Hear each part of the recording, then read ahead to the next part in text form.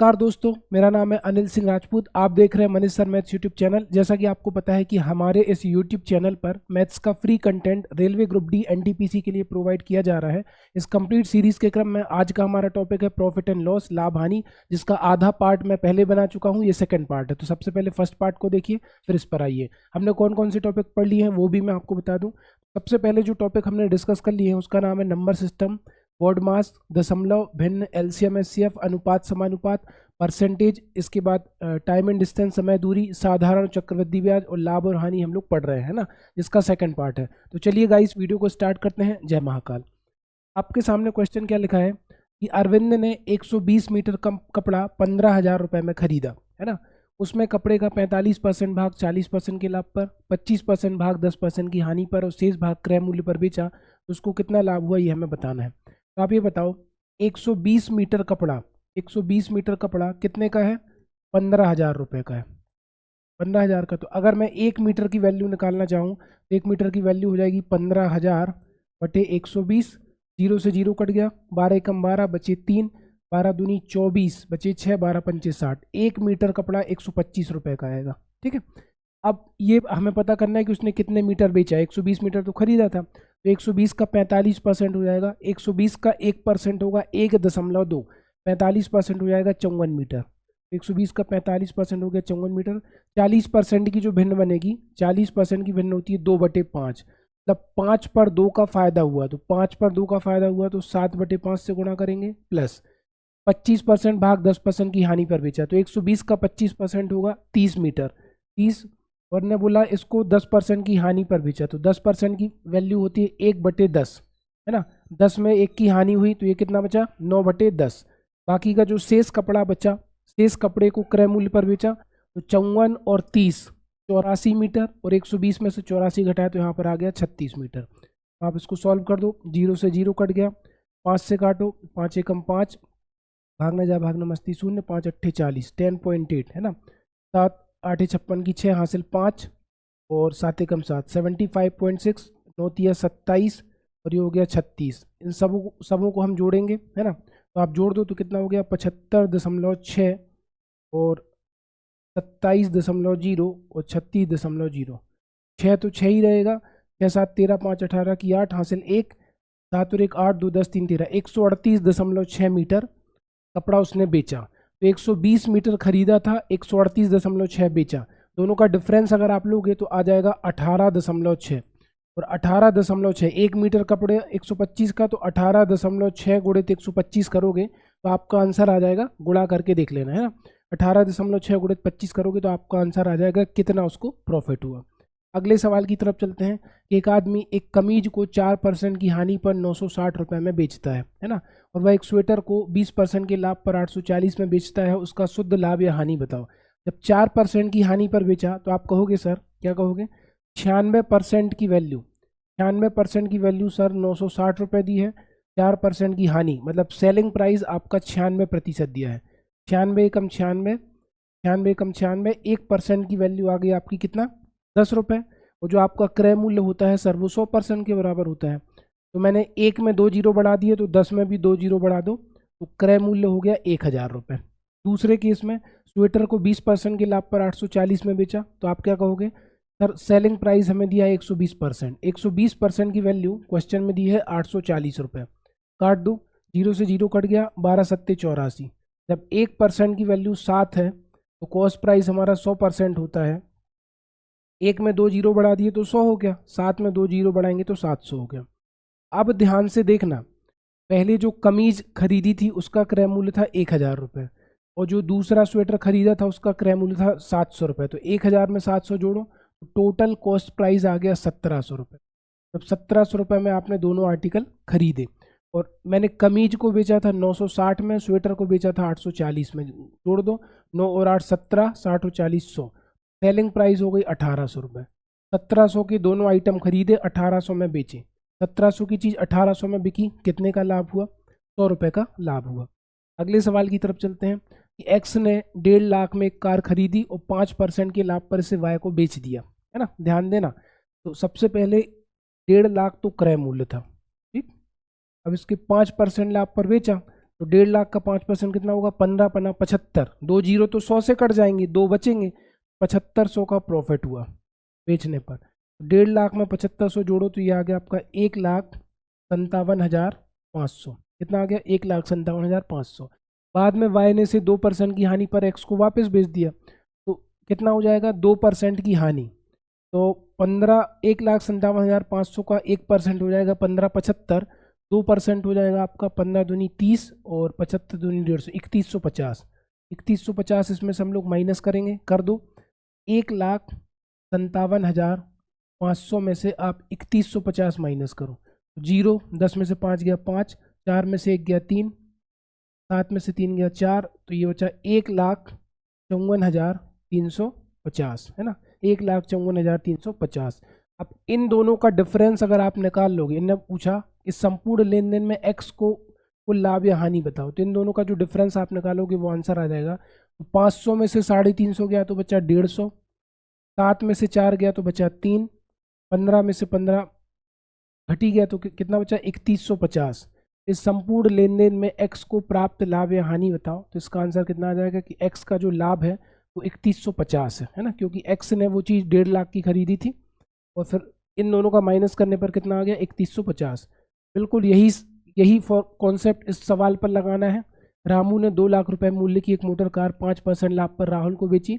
राहुल उसी motor car को 2% की हानि पर रामू को वापस बेचता है। पूरे संव्यवहार में रामू को हुआ लाभ बताना है। बिल्कुल वैसे ही है, ये आप लोग ट्राई करोगे, कमेंट में इसका आंसर बताना। अगला सवाल ये भी बिल्कुल वैसे ही है। एक कार का क्रय मूल्य 1.5 लाख था, इसे एक्स द्वारा वाई को 5% के लाभ पर बेचा गया। बाद में से वाई द्वारा एक्स को 1% की हानि पर बेचा गया। संपूर्ण लेन देन में एक्स का लाभ प्रतिशत आपको बताना है, ये भी आपको करना है। अगला सवाल ये देखो, जब एक्स वस्तुओं का क्रय मूल्य वाई वस्तुओं के विक्रय मूल्य के बराबर हो, लाभ 25% हो, तो एक्स अनुपात वाई आपको बताना है। तो इसमें क्वेश्चन क्या है, क्वेश्चन है, ध्यान से देखना, एक्स वस्तु का क्रय मूल्य बराबर वाई वस्तुओं का सेलिंग प्राइस जब भी आपको दिया हो कि एक्स वस्तुओं का क्रय मूल्य वाई वस्तुओं के सेलिंग प्राइस के बराबर हो, तो इसमें फॉर्मूला क्या बनेगा, cost price minus selling price बटे सेलिंग प्राइस इंटू 100, है ना, इंटू 100। तो इसको हम ऑप्शन से उठाते हैं। मान के चलो मैंने ये अनुपात ले लिया 5:4, 5 ले लिया क्रय मूल्य के लिए, 4 ले लिया विक्रय मूल्य के लिए, तो क्या बन जाएगा 5 - 4 बटे क्रय मूल्य माइनस विक्रय मूल्य बटे विक्रय मूल्य, विक्रय मूल्य 4 तो आ जाएगा 4 × 100। 5 में से 4 गया 1/4 × 100, और 1/4 × 100 का मतलब क्या होगा, 25% लाभ। मतलब आपने बिल्कुल सही ऑप्शन उठाया है। तब 5 वस्तुओं का क्रय मूल्य जब 4 वस्तुओं के विक्रय मूल्य के बराबर होगा, तब उसमें कितना लाभ होगा, 25% का। अगला सवाल, एक वस्तु को 4% तथा 10% के लाभ में बेचने पर विक्रय मूल्य में 3 रुपये का अंतर आता है। ध्यान से देखना, माना कि वस्तु का जो कॉस्ट प्राइस है, क्रय मूल्य है, वो 100 रुपये है।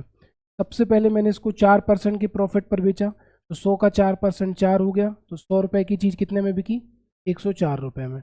दूसरे केस में मैंने इसको 10% के प्रॉफिट पर बेचा, 100 का 10% कितना हो गया 10, 100 में 10 जोड़ा तो कितना आ गया 110 रुपये, 100 में 10 जोड़ा तो 110 हो गया।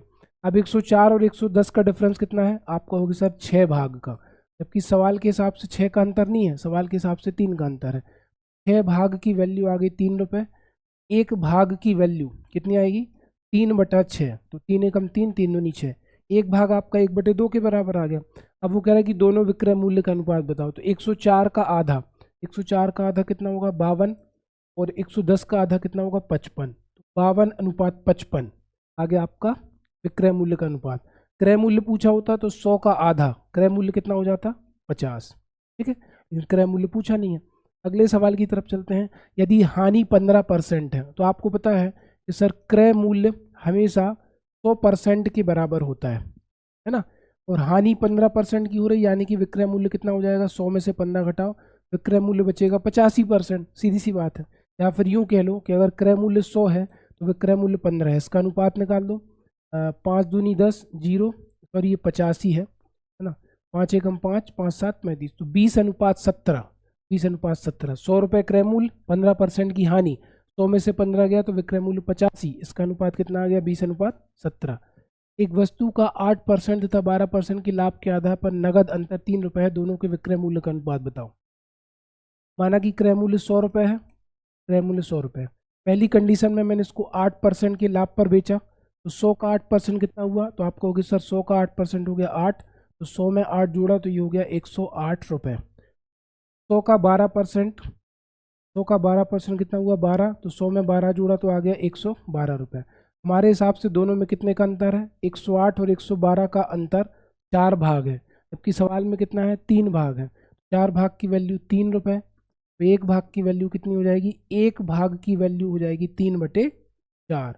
अब वो क्या कह रहा है कि दोनों विक्रय मूल्यों का अनुपात बताओ, तो 108 का 3/4 निकालेंगे हम लोग, 108 गुणे 3/4 भागित 112 का 3/4 निकालेंगे, काट दो, 4 दूनी 8 बचे 2, 4 सत्ते 28, 4 दूनी 8 बचे 3, 4 अट्ठे 32, 3 से 3 कट गया तो 27:28, 27:28 जो कि आपको ए ऑप्शन में नजर आ रहा होगा।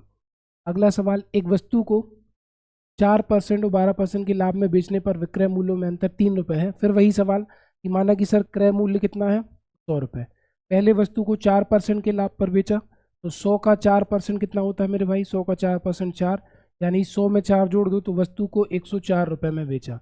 दूसरे केस में 100 रुपये की वस्तु 12% के लाभ पर बेची, 100 का 12% हो गया 12, 100 में 12 जोड़ा तो 112 रुपये आ गया। दोनों में अंतर कितना दिख रहा है, 112 में से 104 माइनस करेंगे तो दोनों में अंतर दिख रहा है 8 भाग का, जबकि सवाल में अंतर कितना दिख रहा है 3 रुपये का। 8 भाग की वैल्यू 3 रुपये, तो 1 भाग की वैल्यू कितना आ जाएगी 3/8 रुपये, 1 भाग की वैल्यू 3/8 रुपये। दोनों विक्रय मूल्य का अनुपात बताओ, तो करो 104 गुणे 3/8 अनुपात 112 गुणे 3/8, 3 से 3 कट गया, 8 एकम 8, 8 तिया 24, 8 एकम 8, 8 चौको 32, 13:14 किस ऑप्शन में है, ए ऑप्शन में है ना। इस तरीके से करेंगे। अगले सवाल की तरफ चलते हैं। अगला सवाल क्या है कि विष्णु 12 मेज और कुछ कुर्सियां खरीदने के लिए 5,000 रुपये खर्च करता है। सवाल में लिखा है कि 12 टेबल और एक्स चेयर खरीदी उसने कितने में, टोटल 5,000 रुपये उसके लिए खर्च किया, है ना। 12 टेबल और एक्स चेयर खरीदने में 5,000 रुपये खर्च किया। एक टेबल का मूल्य 50 रुपये है, एक कुर्सी का मूल्य 40 रुपये है। तो ये बताओ उसने 12 मेज खरीदी, तो 12 गुणित 50, तो टोटल मेज यानी कि टेबल का कितना आ गया 12 पंचे 60, टेबल पर उसने कितना खर्च किया 660 रुपये। अब 40 रुपये की कुर्सी है, अगर मैं 5,000 में से 600 घटा दूँ, 12 पंचे 60 तो कितना आ गया 4400, है ना। 4400 में आप 40 रुपये का भाग दे दो तो आपकी 0 से 0 कट गया, 4 एकम 4, 4 एकम 4 0, एक कुर्सी 110 रुपये की आ रही है ना। तो खरीदी गई कुर्सियों की संख्या और मेज की संख्या का अनुपात बताओ। सॉरी 110 कुर्सियों की संख्या हो गई 110, 110 रुपये नहीं है, ये 110 चेयर है, क्योंकि एक कुर्सी आ रही 40 की और कुर्सियों पर खर्च किया 4400। तो आप कहोगे सर मेज तो उसने खरीदी थी, कुर्सियाँ तो उसने खरीदी हैं 110 और मेज उसने खरीदी थी 12। अगर मैं इसको 2 से काट दूँ तो 2 छंग 12 हो जाएगा, 2 पंचे 10, 2 पंचे 10, तो अनुपात कितना आ जाएगा 55:6, जो कि आपको दिख रहा होगा बी ऑप्शन में। दो वस्तुओं में प्रत्येक का क्रय मूल्य 2500 है, एक को 5% के लाभ पर बेचा गया और यदि कुल मिलाकर 20% का लाभ हुआ तो अन्य दूसरी वस्तु में हुआ प्रतिशत लाभ बताओ। देखो इसको कैसे करेंगे, पहली वस्तु का क्रय मूल्य भी 2500 रुपये है, दूसरी वस्तु का क्रय मूल्य भी 2500 रुपये है। जब मैंने पहली वस्तु बेची तो पहली वस्तु को मैंने बेचा 5% के लाभ पर, है ना। अब इसमें हमें बताना है कि दूसरी वस्तु को कितने पर बेचा, तो मान लो दूसरी वस्तु को हमने x% के लाभ पर बेचा, पहली वस्तु को 5% के लाभ पर बेचा, दूसरी वस्तु को x% के लाभ पर बेचा। जब मैंने दोनों वस्तुएं बेच दी तो दोनों वस्तुएं किस लाभ पर बेची, 20% के लाभ पर। अब याद रखना कि ये हमारा मिक्सचर और एलिगेशन का कॉन्सेप्ट है। अगर यहाँ पर परसेंट है तो यहाँ पर भी परसेंट होगा, यहाँ पर भी परसेंट होगा। अगर यहाँ पर संख्या है तो यहाँ पर भी संख्या होगी, यहाँ पर भी संख्या होगी, याद रखना। अब बड़े में से छोटा माइनस करते हैं, 20 में से 5 गया कितना आ गया 15, ठीक है। अब आपको ये भी पता है सर कि यहाँ पर भी 2500, यहाँ पर भी 2500, जब दोनों क्रय मूल्य बराबर हैं तो सर यहाँ पर भी 15 आएगा, क्योंकि जब ये 15 है तो इसको भी 15 होना पड़ेगा। और ये 15 आया कब होगा, जब मैंने बड़ी संख्या में से छोटी संख्या घटाई होगी। तो आप ध्यान से ऑप्शन देख लो 35, अगर मैं या तो मैं 20 में 15 जोड़ दूं, 20 में 15 जोड़ दूं तो भी 35 आ जाएगा, या 35 में से 20 घटा दूं तो भी 15 आ जाएगा। मतलब दूसरी वस्तु को मैंने कितने लाभ पर बेचा, दूसरी वस्तु को मैंने 35% के लाभ पर बेचा, डी ऑप्शन हो गया। अगला सवाल, एक दुकानदार ने 2 खिलौनों को प्रत्येक 990 रुपये में बेचा। पहले खिलौने पर उसे 10% का लाभ हुआ, दूसरे खिलौने पर 10% की हानि हुई। लाभ या हानि का कुल प्रतिशत ज्ञात करो। याद रखना, जब दो वस्तुओं का सेलिंग प्राइस बराबर हो, मान के चलो पहली वस्तु ए है, दूसरी वस्तु बी है, जब दो वस्तुओं का सेलिंग प्राइस इक्वल हो, जब दो वस्तुओं का विक्रय मूल्य बराबर हो, तो उस कंडीशन में फॉर्मूला लगता है एक्स गुणा में एक्स बटे 100, एक्स गुणा में एक्स बटे 100%, है ना। अब पहले खिलौने को बेचने पर 10% का लाभ हो रहा है, लाभ को हम लिखेंगे +10, है ना। और दूसरे खिलौने को बेचने पर 10% की हानि हो रही, हानि को लिखेंगे हम -10/100। तो आपको होगी सर 0 से 0 कट गया, 0 से 0 कट गया, प्लस माइनस का माइनस और एक एकम एक, यानी कि 1% की हानि हुई। 1% की हानि किस ऑप्शन में? जब भी दो वस्तुओं का विक्रय मूल्य समान हो तो इस फॉर्मूले को यूज कर सकते हैं, x × x बटे 100%, आपको याद रखना है। अगला सवाल, एक व्यवसायी 8,25,000 प्रत्येक के भाव पर 2 फ्लैट बेचता है। एक फ्लैट पर उसे 9% का लाभ, दूसरे फ्लैट पर 9% की हानि होती है। पूरे लेन देन में लाभ या हानि बताओ। मैं आपको बता चुका हूँ, जब दो वस्तुओं के विक्रय मूल्य समान हो, कंडीशन में फॉर्मूला लगता है x गुणित x बटे 100%। इस फॉर्मूले को याद रख लेना। पहले फ्लैट को बेचने पर 9% का लाभ हो रहा, तो ये हो जाएगा +9 इंटू, दूसरे फ्लैट को बेचने पर 9% की हानि हो रही, तो ये हो जाएगा -9 बटे 100। तो 9 नाम 81, प्लस माइनस का माइनस बटे 100। अगर मैं नीचे से 2 जीरो हटाऊंगा तो बाएं तरफ दशमलव लगेगा, मतलब ये हो जाएगा 0.81%। और माइनस क्या बता रहा है? हानि, मतलब 0.81% की हानि। अगला सवाल वही है, एक डीलर को एक मेज को 400 रुपये में बेचने पर 25% का लाभ होता है, वह एक अन्य मेज को 10% हानि पर बेचता है, और कुल मिलाकर उसे ना तो लाभ होता है ना ही हानि होती है। तो दूसरी मेज का क्रय मूल्य ज्ञात करो, ये हमें बताना है। ठीक है, तो हम ऐसे कर सकते हैं कि एक मेज को 400 रुपये में बेचा, 25% का लाभ हुआ, तो आप ये कह सकते हो सर 125% की वैल्यू, 125% की वैल्यू सवाल में कितनी दी है? 400 रुपये। और मेरा क्रय मूल्य कितना होता है? 100%।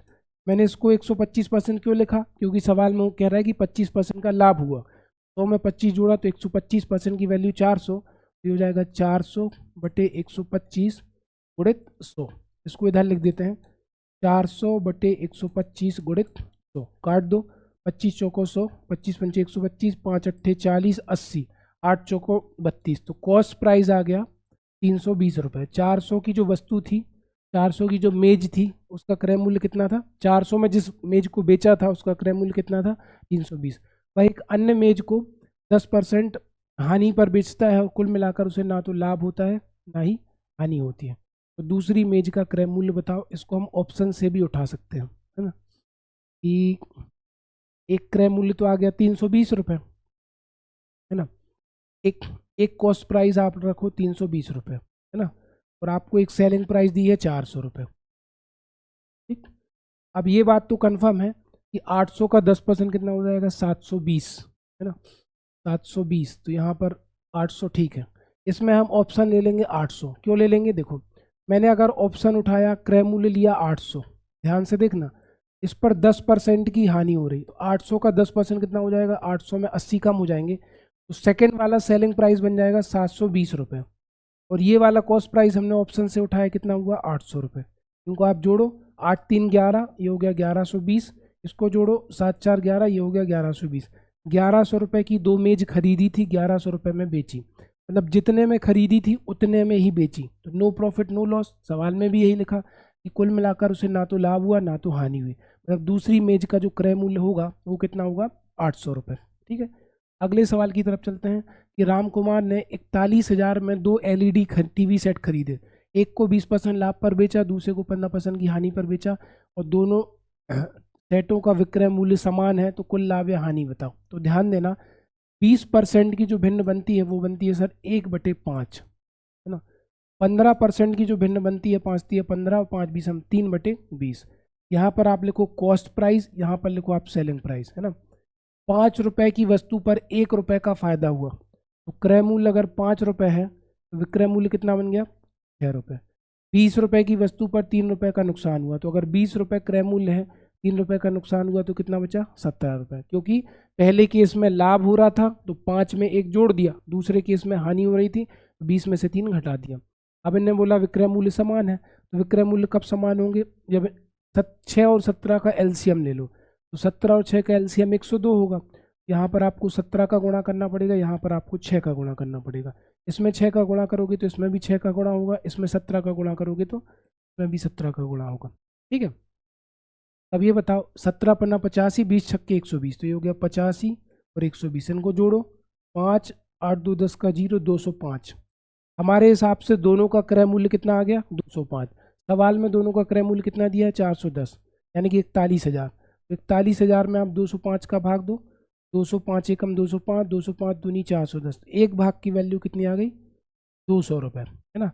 तो 205 रुपये तो हमारा क्या था, क्रय मूल्य, और विक्रय मूल्य कितना बन रहा था, 17 छक्के 102, 17 छक्के 102, 102 और 102, 204। तो आप मुझे ये बताओ 200, दोनों में कितने की हानि आ रही है, दोनों में 1 रुपये की हानि आ रही है, एक भाग की हानि आ रही है, और एक भाग की वैल्यू हम कितनी निकाल चुके हैं, 200, तो 200 रुपये की क्या हो जाएगी, हानि हो जाएगी। इस तरीके से इसको करेंगे। अगले सवाल की तरफ चलते हैं कि एक घोड़ा और एक गाय 12,000 प्रत्येक में बेचे गए। घोड़ा 20% लाभ और गाय 10% की हानि पर बेची गई, तो घोड़े और गाय को कितने लाभ या हानि पर बेचा गया ये हमें बताना है ना। तो सीधी सी बात है, घोड़ा 20% लाभ पर बेचा गया, तो आप कहोगे सर 120% की वैल्यू आपको दी है 12,000, है ना। तो क्रय मूल्य कितना आ जाएगा, 0 से 0 कट गया, 12 कम 12, 12 कम 12, 1% की वैल्यू आ गई 100, 100% की वैल्यू कितनी आ जाएगी, 10,000। घोड़ा 10,000 का था, 12,000 में बिक रहा है, और 10% की हानि पर बेचा, तो यहाँ पर आपको सेकंड कंडीशन में 90% की वैल्यू दी है 12,000। ठीक, 100% की वैल्यू निकालो, कैसे निकलेगा, 12,000 बटे 90 गुणा में 100। तो आप कहोगे 0 से 0 कट गया, 3 तर का 9, तीचों को 12, 4,000 आ गया, तीचों को 12, 4,000, फिर 4,000 मतलब 4,000 एक 0, तो ये हो जाएगा 40,000। 40,000 में 3 का भाग दो, तो 3 एकम 3 बचा 1, 3 तर का 9 बचा 1, 3 तर का 9 बचा 1, 3 तर का 9, सबसे पहले 3 एकम 3 बचा 1, 3 तर का 9 बचा 1, 3 तर का 9 बचा 1, 3 तर का 9 बचा 1, 3 तर का 9, तो दशमलव कुछ कुछ है ना, 13,333.33 करके आएगा। ठीक, अब आप देखो ध्यान से कि अगर क्रय मूल्य देखें दोनों का, तो पहला 10,000 है, दूसरा 13,323 है, तो क्रय मूल्य तो कितना बन गया, 10 और 13, 23,333.3। तो विक्रय मूल्य कितना है, 12,000 का घोड़ा, 12,000 की गाय, 24,000। तो अगर 23,333 का आइटम 24,000 में बेचेंगे, तो लगभग घटाने पर 666.67 रुपये का क्या आएगा, लाभ आएगा, 666.67 का लाभ आएगा। एक दुकानदार फल खरीदने और बेचने में कम तौल का उपयोग करके 7% तक धोखा देता है, उसका कुल लाभ प्रतिशत बताओ। इन्हें बोला एक दुकानदार फल खरीदने में और बेचने में कम तौल का उपयोग करके 7% का धोखा देता है। यहाँ पे जो फॉर्मूला लगेगा उसको याद रख लो, 2x प्लस x² बटे 100%, है ना, ये फॉर्मूला लगेगा। x की जगह हम रखेंगे 7, तो ये हो जाएगा 7 दूनी 14, 7 का वर्ग 49 बटे 100। अगर मैं नीचे से 2 जीरो हटाऊंगा तो दशमलव बाईं तरफ लगेगा, ये हो गया 14 धन 0.49, 14 में 0.49 जुड़ेगा तो कितना आएगा, 14.49। ठीक है, 14.49। अगला सवाल, एक विक्रेता 60% लाभ पर 3 रुपये में 15 नींबू बेचता है, उसने 1 रुपये में कितने नींबू खरीदे। तो आप ये बताओ 15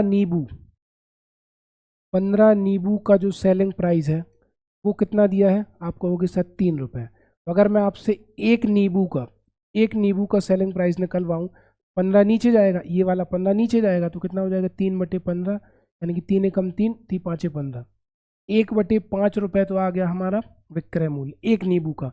लाभ कितना दिया है, प्रॉफिट दिया है आपका 60%।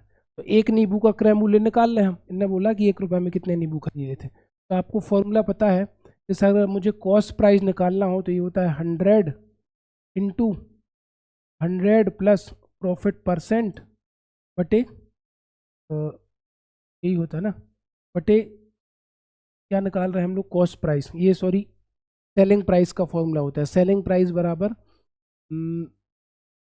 कॉस्ट प्राइस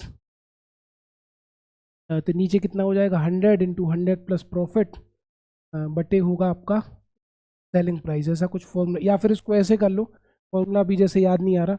एक नींबू का विक्रय मूल्य कितना है 1/5 रुपये। यहाँ पर आप लिखो दर, यहाँ पर आप लिखो रुपए। बहुत ध्यान से सुनना, जब उसने 1 रुपये में 5 नींबू बेचे तब उसको 60% का लाभ हुआ। कहने का मतलब उसने 1 रुपये में ज़्यादा नींबू खरीदे होंगे। तो मान लो कि उसने 1 रुपये में 8 नींबू खरीदे और 1 रुपये में 5 बेचे। अब गुणा करके देखो, 5 का 1 से गुणा करो तो 5 एकम 5, 8 का 1 में गुणा करो तो 8 एकम 8। 5 बन गया कॉस्ट प्राइस, 8 बन गया सेलिंग प्राइस। 5 रुपये का सामान 8 में बेचा तो कितने का फायदा, 3 का फायदा इस पर 5 पर, क्योंकि लाभ और हानि हमेशा किस पर होता है, क्रय मूल्य पर। और किसी भी भिन्न का प्रतिशत निकालने के लिए 100 से गुणा। 5 एकम 5, 5 दूनी 10, 0, 20 दिया, 60% इसका आंसर आ गया। मतलब मैंने सही ऑप्शन उठाया है। इसका आंसर कितना हो जाएगा, 1 रुपये में उसने 8 नींबू खरीदे थे, 1 रुपये में 5 बेचे, तब उसको 60% का लाभ हुआ। एक आदमी कुल 15 रुपये में 15 एक समान वस्तु खरीदता है। तो 15 रुपये में 15 एक वस्तु का क्रय मूल्य, एक वस्तु का क्रय मूल्य कितना आ गया 1 रुपये, और उसको बेचा कितने में, 1.23 रुपये में। तो सीधी सी बात है, 1 रुपये में कितने पैसे होते हैं, 100 पैसे की वैल्यू 123 पैसे में बिक गई। तो आपको दिख रहा है सर 23 पैसे का फायदा हुआ, मतलब कितने परसेंट का फायदा हुआ, 23% का। अगला सवाल, एक दुकानदार 1 किलोग्राम के स्थान पर 950 ग्राम वजन तौलता है और वस्तुओं को अंकित मूल्य पर बेचता है जो क्रय मूल्य से 15% अधिक है, उसका लाभ प्रतिशत बताओ। मैं दुकानदार हूँ, मुझे पता है कि 1 किलोग्राम में 1000 ग्राम होते हैं, लेकिन मैं 1000 ग्राम के स्थान पर 950 ग्राम वजन तोलता हूँ। कितना वजन तोलता हूँ, 950। तो आप कहोगे सर 50 ग्राम तो मैंने यहाँ से कमा लिया, 1 किलो के स्थान पर 950 ग्राम वजन तोला तो 50 ग्राम तो यहाँ से कमा लिया। बाकी फिर मैंने क्या किया कि वस्तुओं को अंकित मूल्य पर बेचा। मान लो ये क्रय मूल्य है, जो कि क्रय मूल्य से 15% अधिक है। 1000 का 15% 150, मतलब हो गया 1150, 1150। तो आप कहोगे सर 150 ग्राम यहाँ से कमाया 50 ग्राम यहाँ से कमाया, तो टोटल मैंने 200 ग्राम का फायदा लिया। और नीचे हमेशा वो कीमत, वो वजन आएगा जो हमने तोला है। तो 200 बटे कितना हो गया, 200 बटे 950, और किसी भी भिन्न का प्रतिशत निकालने के लिए 100 से गुणा। ठीक है, तो 0 से 0 कट गया, 5 दूनी 10, 5 से कटेगा 19 बार, 200 का डबल हो गया 400, 400 में 19 का भाग दो, तो 19 दूनी 38, बचे 2, 19 से कम 19, 21 सही 1/19%, 21 सही 1/19%। क्वेश्चन का क्या होगा आंसर। अगला, एक बेईमान विक्रेता अपने माल को क्रय मूल्य पर बेचता है लेकिन गलत बाट का उपयोग करता है और इसी प्रकार 25% का लाभ अर्जित करता है। तो 1 किलोग्राम के स्थान पर उसने कितना वजन तोला। तो आप जानते हो कि सर 1 किलोग्राम में 1000 ग्राम होता है, और वो उसने क्या किया, मैं ऑप्शन से उठाता हूँ, 1000 ग्राम के स्थान पर उसने 800 ग्राम वजन तोला। 100 रुपये की चीज़ 100 रुपये में दे दी, लेकिन 1 किलोग्राम के स्थान पर 800 ग्राम वजन तोला। तो आप कहोगे सर उसको 200 ग्राम का फायदा हुआ। किसका, 200 ग्राम का। ठीक है, और जो 200 ग्राम का फायदा हुआ वो 1000 पर नहीं हुआ। इस केस में जो गलत वजन तोलते हैं उसको हम नीचे लेते हैं। तो आप कहोगे सर 200 बटे 800, 2 जीरो से 2 जीरो कट गए, 2 एकम 2, 2 चौको 8, और 1/4 का मतलब कितने का लाभ, 25% का लाभ। मतलब उसने 1 किलोग्राम के स्थान पर कितना वजन तोला, 800। अगला सवाल, एक दुकानदार अपने अंकित मूल्य पर 4% की छूट देता है। यदि किसी वस्तु का क्रय मूल्य 120 है और 10% का लाभ होता है तो उसका अंकित मूल्य कितना रखा जाना चाहिए। मार्क प्राइस यानी कि अंकित मूल्य, सेलिंग प्राइस यानी कि विक्रय मूल्य, कॉस्ट प्राइस यानी कि क्रय मूल्य। सवाल में लिखा है कि वस्तु का क्रय मूल्य 120 रुपये है, उसमें 10% का लाभ हो रहा है। तो 120 का जो 10% होता है, 120 का 10% हो गया 12, 120 में 12 जोड़ा तो कितना आ गया 132 रुपये, है ना। और 4% की छूट दी, अंकित मूल्य पर डिस्काउंट देने के बाद क्या आता है, विक्रय मूल्य। 4% की छूट दी तो आप कहोगे सर 96% की वैल्यू, 96% की वैल्यू मुझे 132 रुपये दी है, मुझे 100% की वैल्यू निकालनी है। कैसे निकलेगा, 132 बटे 96 गुणा में 100% की वैल्यू निकल आएगी। सॉल्व कर दो इसको, 8 एकम 8 बचा 1, 8 दूनी 16, ठीक, या 4 से काट दो, 8 से ये कट जाएगा, 8 दूनी 10 नहीं कटेगा, 4 से काट दो तो 4 दूनी 8, 4 चौको 16, 4 25 हम 100, 4 छिंग 24, 4 तिया 12 बचा 1, 4 तिया 12, ठीक है। दशमलव में आएगा। कैसे काटो तो 6 पंचे 30 बचा 3, 6 पंचे 30, 25 पंचे 125 की 5 हासिल 12, 25 पंचे 125 12 137, 137.50 इस क्वेश्चन का आंसर है। अगला सवाल आपके सामने क्या है कि ऋतिक एक मेज को 37% के लाभ पर बेचता है। यदि इसने 12.5% कम पर खरीदा होता और 330 रुपये कम पर बेचा होता तो उसे 10% का लाभ होता, तो मेज का क्रय मूल्य 1000 से कितने प्रतिशत कम रखा जाना चाहिए। ध्यान दो, माना कि उसका क्रय मूल्य है कितना रुपए है, कॉस्ट रुपये, सॉरी माना कि उस वस्तु का क्रय मूल्य है जो कॉस्ट प्राइस है वो कितना है 100 रुपये, ठीक है। उसको 37.5% के लाभ पर बेचा, तो 100 का 37.5% निकालोगे तो इतना ही आएगा 37.5, तो विक्रय मूल्य कितना हो गया 137.5 रुपये। अब उसमें लिखा कि यदि उसने इसे 12.5% कम पर खरीदा होता, 100 का 12.5% निकालोगे उतना ही आएगा 12.5, तो क्रय मूल्य कितना बचा, 100 में से 12 घटाया 88, आधा और घटाया तो 87.5, और उसे 330 कम में बेचा होता तो उसे 10% का लाभ होता। जब यहाँ पर लाभ परसेंट निकाला है तो यहाँ पर भी लाभ परसेंट निकालेंगे, तो 87.5 का 10% होगा 8.75, जोड़ दो तो ये कितना होगा 87.5 और 8.75, है ना। तो ये हो गया 5 7 5 12 की 2, 8 7 15 और 1 16 की 6 और 8 और 1 9, 96.25 कितना हो गया 96.25 रुपये, है ना, 96.25। अब इन दोनों का आप डिफरेंस लो, तो कितना हो गया 137.5, बट यहाँ पे कितना है 96.25, 50 में से 25 घटाओ तो 25 आ गया, 7 में से 6 घटाओ तो 1 आ गया, 13 में से 9 गया तो 4। हमारे हिसाब से 41.25 का अंतर है, सवाल के हिसाब से 330 का अंतर। तो आप ध्यान से देखो 41.25 किसके बराबर है 330 के, तो एक भाग की वैल्यू कितनी होगी, एक भाग की वैल्यू होगी 330 बटे 41.25, तो इसका 41.25 का 8 गुना होता है 330, तो एक भाग की वैल्यू 800 हो गई। तो क्रय मूल्य को 100 भाग माना था, क्रय मूल्य कितना होगा 100 गुणा में 8 यानी कि 100 8 800। अब ये बताओ कि जो हमारा क्रय मूल्य है वो 1000 से कितने प्रतिशत कम है, 1000 से 200 रुपये कम है, और 1000 का 200 कितना परसेंट आएगा 20% आएगा, तो 20% इस क्वेश्चन का आंसर है। अगला सवाल, एक दुकानदार अपनी वस्तुओं पर इस तरह अंकित करता है कि 20% छूट देने के बाद उसको 8% का लाभ होता है, तो उन वस्तुओं का अंकित मूल्य ज्ञात कीजिए यदि क्रय मूल्य 500 रुपये है ना। तो मार्क प्राइस, सेलिंग प्राइस और कॉस्ट प्राइस, इन्होंने बोला लागत मूल्य क्रय मूल्य कितना है, क्रय मूल्य है 500 रुपये, फिर इन्होंने बोला कि 8% का लाभ हो रहा है, तो 500 का 8% अगर आप निकालोगे तो ये होगा 40, 500 में 40 जोड़ा तो कितना आ गया, 500 में 40 जोड़ा तो 540 रुपये आ गया, ठीक है। अब 20% की छूट दी तो आप कह सकते हो अंकित मूल्य पर डिस्काउंट देने के बाद विक्रय मूल्य आता है, तो 20% की छूट दी तो 100 में से 20 गए कितने बचे, 100 में से 20 गए 80%, तो 80% की वैल्यू 540 रुपये हो गई, तो 100% की वैल्यू कितनी हो जाएगी, ये हो जाएगी आपकी 540 बटे 80 गुणित 100, तो ये हो गया 20 चौक 80, 20 पंचे 100, 4 से काटो तो ये हो गया आपका 4 एकम 4 बचा 1, 4 तिया 12 बचे 2, 4 पंचे 20 और 135 पंचे 675 रुपये इस क्वेश्चन का आंसर आ गया। अगले सवाल की तरफ चलते हैं। अगला सवाल है कि रूपर्ट ने 4600 रुपये में एक पुराना टीवी खरीदा और इसको ठीक करवाने के लिए उसने कुछ पैसे और खर्च किए और उसके बाद 5406 रुपये में बेच दिया, इससे उसको 6% का लाभ हुआ। रूपर्ट ने टीवी ठीक कराने में कितना खर्च किया, तो ध्यान दो 4600 रुपये में तो उसने टीवी खरीदा, ध्यान से देखना। अब इसमें से हम कोई भी ऐसा ऑप्शन उठाएंगे जो उसने टीवी पर खर्च कराने में यूज़ किया होगा। मान लो 500 रुपये में उसने टीवी ठीक कराई, तो 4600 में 500 जोड़ दो तो 5100 रुपये उसका बनेगा कॉस्ट प्राइस, है ना। और 5100 रुपये की वस्तु उसने कितने में बेची, 5406 रुपये में, 5406 रुपये हो गया सेलिंग प्राइस। इन दोनों का डिफरेंस निकालो तो 5406 में से 5100 जाएगा तो 306 रुपये का फ़ायदा होगा कितने पर, 5100 पर। और किसी भी भिन्न का प्रतिशत निकालने के लिए 100 से गुणा, 2 जीरो से 2 जीरो कट गए, 17 3 51, 17 एकम 17, 17 8 136, 3 एकम 3, 3 6 18। यही तो बोला था उनने 6% का लाभ हो रहा, मतलब टीवी पर खर्च करने वाला अमाउंट कितना है 500। इसको ऑप्शन से करोगे तो ज़्यादा आसानी होगी। अगला सवाल क्या है, क्रय मूल्य का कितने प्रतिशत लाभ विक्रय मूल्य का 20% लाभ के बराबर है।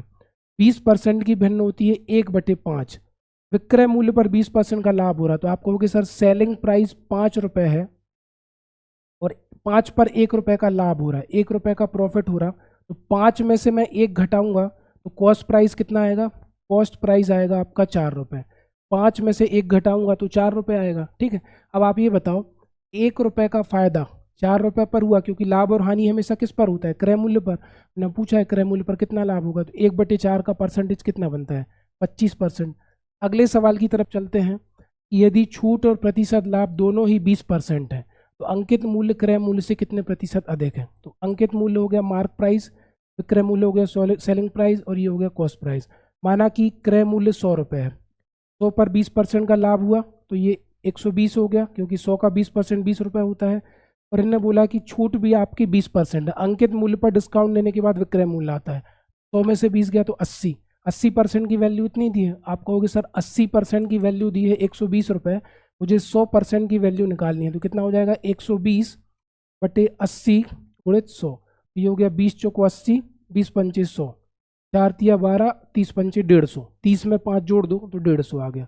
अब ये बताओ अगर 100 रुपये क्रय मूल्य था उस पर मैंने 150 रुपये डाल के रखा, तो 100 में 50 अधिक डाल के रखा, यानी कि 50% अधिक अंकित है उसका अंकित मूल्य क्रय मूल्य से। अगला सवाल आपके सामने, एक सेल्समैन एक लैपटॉप के अंकित मूल्य पर 25% की शुरुआती छूट देने के बाद 20% की अतिरिक्त छूट देता है और अंतिम विक्रय मूल्य 18,000 है, तो विक्रय मूल्य कितना हुआ। माना कि शुरुआत में 100 रुपये की वस्तु थी, 25% की छूट दी तो वो बची 75%, 75% की भिन्न बनती है 3/4, दोबारा से छूट दी 20%, तो 20% मतलब बचा 80%, और 80% की भिन्न बनती है 4/5, बराबर में दिया है 18,000, है ना। इसको आप ट्रांसफर करना है, इसको नीचे लाना, तो ये क्वेश्चन आपको सॉल्व करके बताना है, इसका आंसर आएगा 35,000। अगला सवाल आपके सामने कि 120 पेनों का क्रय मूल्य x पेनों के विक्रय मूल्य के बराबर है, लाभ 25% है। तो सवाल में लिखा है 120 पेनों का कॉस्ट प्राइस बराबर x पेनों के सेलिंग प्राइस के बराबर है। तो इस कंडीशन में मैंने आपको फॉर्मूला क्या बताया था, फॉर्मूला बताया था cost price minus selling price बटे सेलिंग प्राइस इंटू 100। कितने पेन है, 120 पेन है ना, लाभ है 25%, तो इस ऑप्शन में से आपको उठाना है। मान लो मैंने 96 उठा लिया, तो कॉस्ट प्राइस 120, सेलिंग प्राइस 96, लाभ तभी होगा ना 120 पेन जितने में खरीदे उतने में 96 पेन बेचे, 120 माइनस 96 बटे 96 गुणित 100, 120 में से 96 गया 24/96 गुणित 100, 24/96, 24 एकम 24, 24 चौको 96, 1/4 गुणित 100, यानी कि लाभ 25% दिया है, तो आपने बिल्कुल सही ऑप्शन उठाया। तो ये हमारा प्रॉफिट एंड लॉस हो गया एंड। आई होप आपको आज की क्लास बढ़िया लगी होगी। अगर क्लास बढ़िया लगी, आपको पीडीएफ चाहिए तो Manish Singh Rajput official Telegram channel को ज्वाइन करो, मेरे इस चैनल को सपोर्ट करो और ज़्यादा से ज़्यादा लोगों को शेयर करो। Thank you so much guys, मिलते हैं नेक्स्ट वीडियो में, धन्यवाद।